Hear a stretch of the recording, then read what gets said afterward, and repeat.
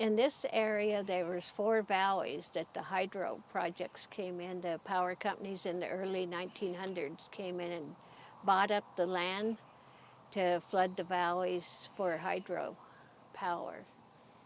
And so in those 4 valleys, there was big meadows where Lake Almanor is here, mountain meadows where Walker Lake is, Butt Valley where Butt Valley Reservoir is, and then Humbug Valley, or Tasman-Koyam. And Humbug was the only one that was not flooded. The other 3 were flooded. Dams put in and they were flooded. So when the allotments were flooded, where did Maidu allottees go? They just went wherever they could, where there was still land available. A lot of them with family. Indian agent at the Greenville Indian School was too busy running the school to broker the land deeds for this area, so he had the agent for the power company broker the land deals. And I've actually seen the quitclaim deeds. A lot of them were this quitclaim deeds that were signed with X's. The Indians didn't realize, they didn't have this concept of actually owning the land. They were just put here to take care of the land. And they lived there, And so you took care of where you lived. And they didn't have it, and a lot of them didn't realize by putting an X on that paper that they were giving the land away. There was 9 parcels that they refused to sign, and those were condemned by the county because they were going to be flooded. And so those allotments were just condemned. Other ones, there were shady deals on them. Most of the Indians didn't realize there was one guy signed his quitclaim deed 2 weeks after he died, so it's dated after his death.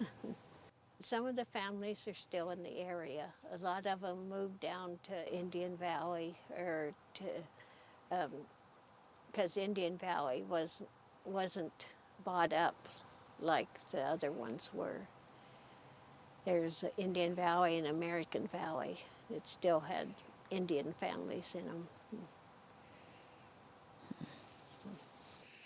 Thank you. I'm thinking about your hand-drawn map and how incredible that was. Yeah. Really raising awareness about what happened to the lands under the lake, how they were flooded and taken. Yeah, because my great-grandmother was born at Big Springs on the other side of the lake here. It's where she was born, is under the water now, but that's where she was born. But her family ended up in Indian Valley, so that my grandmother and her brothers and sisters were all born in Indian Valley. Mm-hmm. But originally they were from up here. What do you think this area where we are right now, what do you think it looked like prior to the hydropower and timber companies coming in around the turn of the century? How has it changed? Well, when we look at old pictures of it before it was flooded, it looks similar to what Tasman-Koyam looks like now.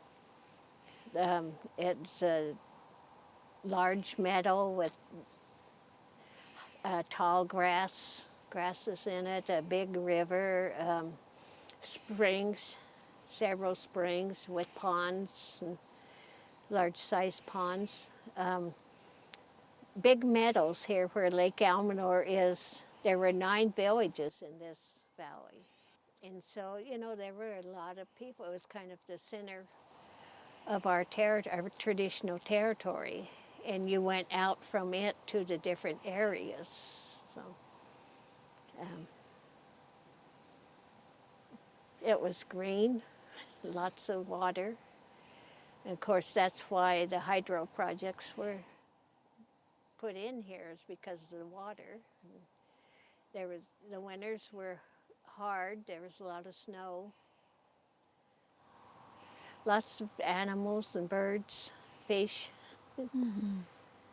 The salmon came all the way up into big meadows at one time. So,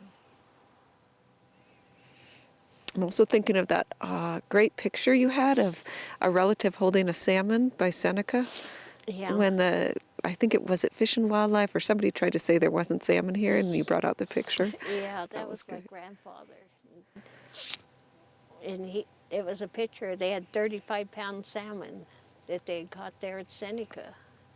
And Noah had said, well, the salmon never made it up to Seneca. They didn't. But I had the picture to show that they did. You know, they lived there at Seneca, and that's where they fished. That's where the picture was from.